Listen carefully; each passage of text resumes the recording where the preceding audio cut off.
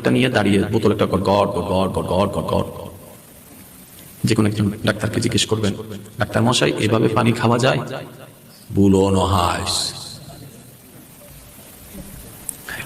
কেন? পানি খাওয়া যে প্রথমে ডান হাতে নিবা, রিল্যাক্স হয়ে বসবা, একটু বিরতি, 2 ডুব, 3 ডুব, তারপরে তুমি পানি পান করো। অনেক সময় পানি গলায় আটকায় যে, খেয়াল করছেন? কিভাবে খাইছেন একটু খেয়াল করেন। 3 ডুবে খাইলে কখনো গলা আটকাবে না। 3 ডুবে যদি এভাবে খান কখনো গলা আটকাবে না। হ্যাঁ, প্রাণ নাশের কোনো সম্ভাবনা তেমন নেই। ইসলাম একই কথা 1450 বছর আগে মানবের কল্যাণের জন্য পরামর্শ দিয়ে গিয়েছেন। সুবহানাল্লাহ। আর একটু চিল্লায় বলেন সুবহানাল্লাহ। আমরা একটা কথা মাথায় বসাই নিয়েছি, ইসলাম মানা মানে পরকালীন শান্তি। আমি শ্রদ্ধার সাথে বলি, ইসলাম মানা মানে শুধু পরকালীন শান্তির নাম নয়, বরং ইহকালীনও শান্তি, পারিবারিকও শান্তি, সামাজিকগতভাবে শান্তি, আপনার অস্থির মনের মধ্যেও শান্তি, জান্নাতের মধ্যেও শান্তি। বলেন সুবহানাল্লাহ। আচ্ছা, আমি এবার আপনাদের থেকে একটু সাপোর্ট চাইবো, যদি আপনারা কষ্ট না হয় আমাকে উত্তর দিবেন। ইসলাম বলছে নারীদেরকে, আমার বোনদেরকে পরপুরুষের সামনে যেও না। ওকে, ইসলাম বলছে, একটু বুঝবেন, ইসলাম বলছে আমার বোনকে, আপনার বোনকে এই পরপুরুষের সামনে যেও না, সাজগোজ করে যেও না, আওয়াজ শোনায়ও না। ঠিক আছে? আবার সেই ইসলামই আমার বোনকে বলছে, আপনার বোনকে বলছে, এই তোমার স্বামীর সামনে যখন যাবা সাজুগুজু করে যাও। সুবহানাল্লাহ। ফগরের রায় দিবেন না হনো, আর কেন ধরুন হবে না? সুবহানাল্লাহ। যে ইসলামে আমাদের বোনকে নিষেধ করলো একটু আগে পরপুরুষের সামনে যেও না, সেই ইসলামে আবার আমাদের বোনকে বলছে স্বামীর সামনে যখন যাবা একটু সাজগুজ করে যাও, একটু ফ্রেশ হয়ে যাও, একটু পারফিউম দিয়ে যাও, একটু সুন্দর করে যাও। এবার আমার বোন প্রশ্ন করছে, ওই ইসলাম, অমুকের সামনে আমাকে তুমি যেতে নিষেধ করেছো, আবার অমুকের সামনে তুমি আমাকে নিজেই যেতে বলছো। এতটুক তো জানি, তোমার আদেশের মধ্যেও কারণ আছে, নিষেধের মধ্যেও কারণ আছে। এবার মাশাআল্লাহ মাশাআল্লাহ আমি অনমিকে চাই দেখি। আদম নবীকে আল্লাহ তাআলা সময় দিয়েছেন কত বছর? একটু সবাই বলেন না ভাইয়া। সিয়ারত বসিদিন জমি গিয়ে বাংলার কেন, কিন্তু লরের উন্নত বেড়ে নলরের আট ঢুকে বই থেকে বুঝিয়ে আনি চাই একবার হন, যার যত শক্তি আছে মারহাবা। আল্লাহ আদম নবীকে এরিয়া দিয়েছেন একটা নির্দিষ্ট সময়, দিয়েছেন 1000 বছর।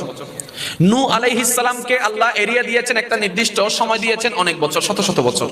হযরত মূসা আলাইহিস সালামকে আল্লাহ তাআলা নির্দিষ্ট একটা এরিয়া দিয়েছেন, সময় দিয়েছেন শত শত বছর। ইউসুফ নবীকে দিয়েছেন এত এত বছর, ইসহাক নবীকে দিলেন এত এত বছর, মূসা নবীকে দিলেন এত এত বছর। এবার আমাদের নবীর পালা আসলো। এবার আমাদের নবী আল্লাহর হুকুমে আসতে লাগলেন। নবী রাহমাতুল লিল আলামিন বলে, আল্লাহ আমার পূর্বে যাদেরকে তুমি পাঠিয়েছো তাদেরকে তুমি নির্দিষ্ট একটা এরিয়া দিয়েছো, বর্ডার দিয়েছো, বাস এই বর্ডারের ভিতর কাজ করতে হবে, বাইরে যাওয়ার দরকার নেই। আল্লাহ আমার এরিয়া কদ্দুর? রব্বে করিম বলে, ওয়ামা আরসালনাকা ইল্লা রাহমাতাল লিল আলামিন। ও হাবিব, সমস্ত নবী রাসূলের জন্য নির্দিষ্ট একটা এরিয়া ছিল, আর আপনার জন্য হচ্ছে কুল আলামিন। সুবহানাল্লাহ। একটা থানার জন্য যদি 1000 বছর সময় দেওয়া হয় রোপণ করার জন্য, ধান রোপণ করার জন্য যদি একটা থানার জন্য 1000 বছর সময় দেয়, সারা বাংলাদেশে ধান রোপণ করতে গেলে সময় কতটুকু দিতে হবে?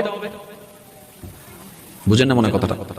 একটা থানাতে একজনকে ধান রোপণ করার জন্য যদি 1000 বছর সময় দিই, সারা বাংলাদেশে যদি তাকে দায়িত্ব দেওয়া হয়, কমপক্ষে দিতে হবে 20-30 হাজার বছর। কারণ মানুষ কয়জন? জোরে বলেন, দায়িত্ব কয়জনের? এরিয়া। এবার আমাদের নবী বললেন, আল্লাহ আমার এরিয়া কতদূর? আল্লাহ পাক বলে, বাংলাদেশ আপনার এরিয়ার ভিতরে, ইন্ডিয়া আপনার ভিতরে, আপনার এরিয়ার ভিতরে, পাকিস্তান আপনার দায়িত্বের ভিতরে, দুবাই আপনার দায়িত্বের ভিতরে, ফ্রান্স আপনার দায়িত্বের ভিতরে, অস্ট্রেলিয়া আপনার দায়িত্বের ভিতরে, আমেরিকা আপনার দায়িত্বের ভিতরে। সুবহানাল্লাহ। আর একটু জোরে বলেন না সুবহানাল্লাহ।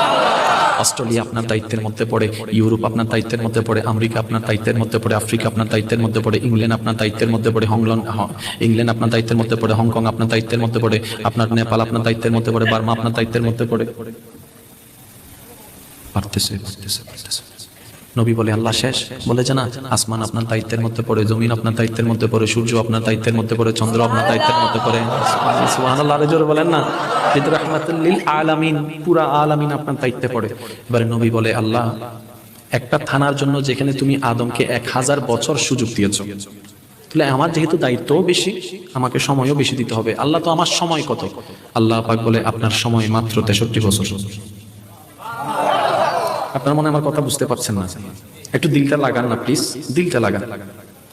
আমি মনে বুঝাতে সক্ষম হচ্ছি না, এটা ব্যর্থতা আমার।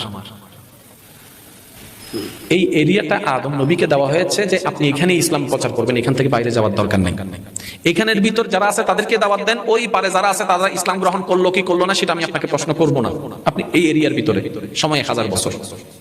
কিন্তু নবীর বেলায় বললেন আপনার জন্য সমস্ত আলামিন দায়িত্ব দিলাম, সমস্ত আলামিন।